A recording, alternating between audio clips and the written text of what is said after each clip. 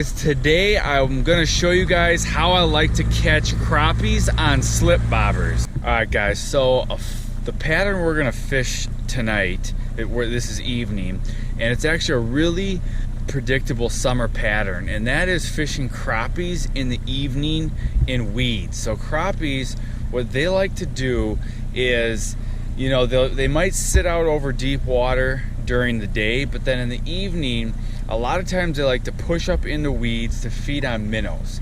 So if you can find some weeds with some deeper water adjacent, that can be a really good spot. Alright guys, so here you can see I'm in about 8 feet of water, and I have some weeds, and these weeds are about to get real thick. So let me just show you down here in the lake right now. I don't know if you can see.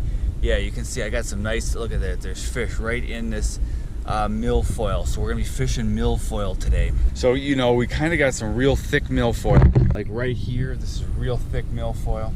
And then it's gonna kind of taper off into a little thinner weeds as you get deeper. This is what that thick milfoil looks like. I mean, it is so thick, and then here's the edge.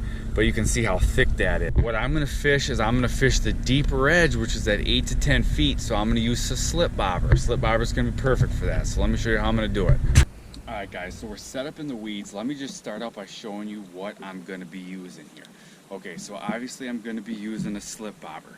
Now I'm going to show you how I have this set up, but if you're a little unfamiliar with slip bobbers and you're not quite sure how to rig one, I did a video on how to rig a slip bobber. I'll post that in the description of this video. Just check that out and it'll show you exactly how this rig is done.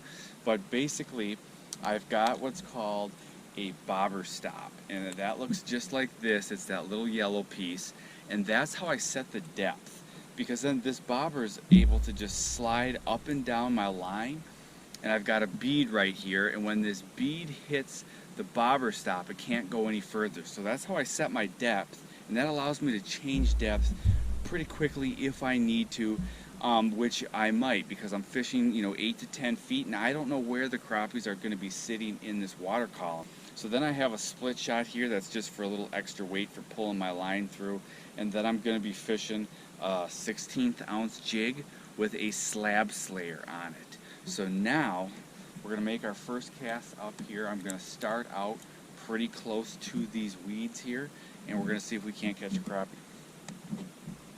Alright, so I'm just going to cast out into these weeds. And it's important when you cast out, when you're slip bobber fishing, you want to leave slack line as your bait is going down to the bottom, because if you're on a tight line, it's either not going to go all the way down or it's going to pull your whole rig forward. So as that line is sliding through the bobber going all the way down, you want to make sure you got a little extra slack, a little slack line. There we go guys, hooked up already. Look at that. First crappie of the day already, and it's a nice crappie. First one, I'm going to let this guy go.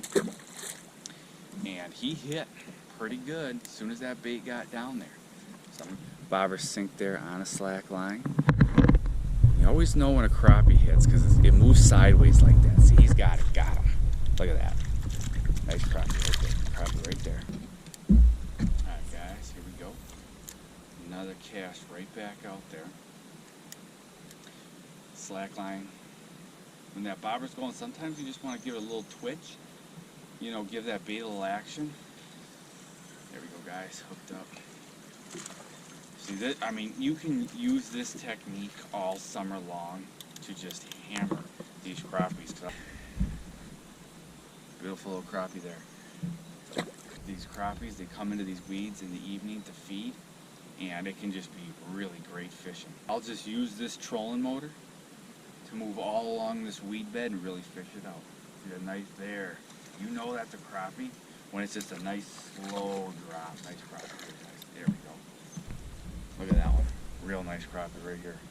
As that sun, you know, it starts getting down close to those trees, even before those crappie, they're gonna start biting pretty good. Here, this is a crappie right here, guys. Got him. It's a better crappie right here. Nope. A little guy. I knew this was going to be a crappie though. One thing to kind of keep in mind guys is you just never know on any day where the crappies are going to be sitting in the weeds. Like some days they might be sitting up high.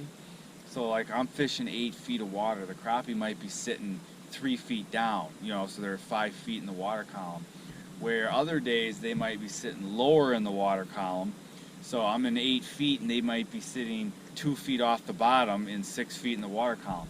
So you kind of got to move around the depth you're fishing until you really dial in and find where those fish are. Like right now, I'm fishing 8 feet of water and I'm fishing down probably 2 feet off the bottom.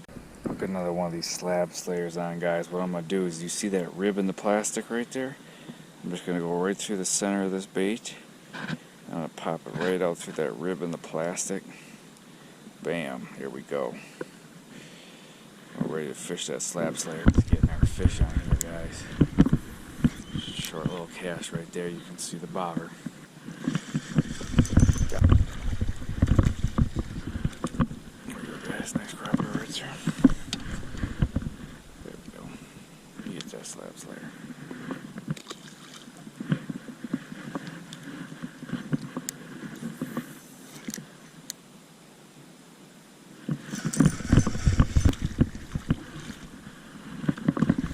It's fun when you get them real quick like this.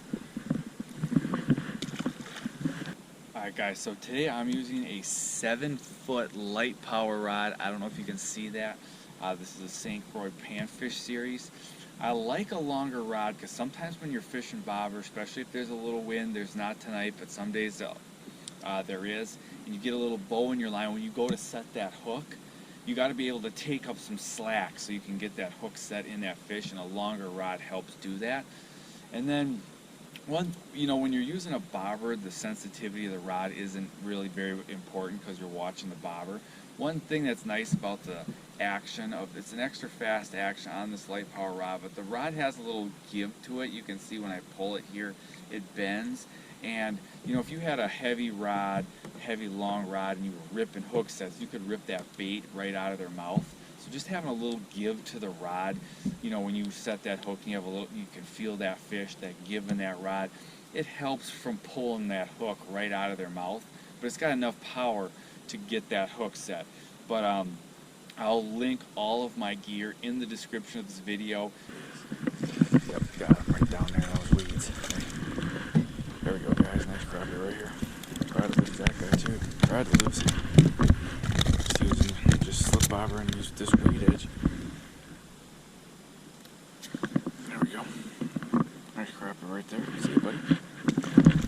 Alright guys, so basically that's what I do to catch crappies on slip bobbers. This is a great technique that will work all summer long.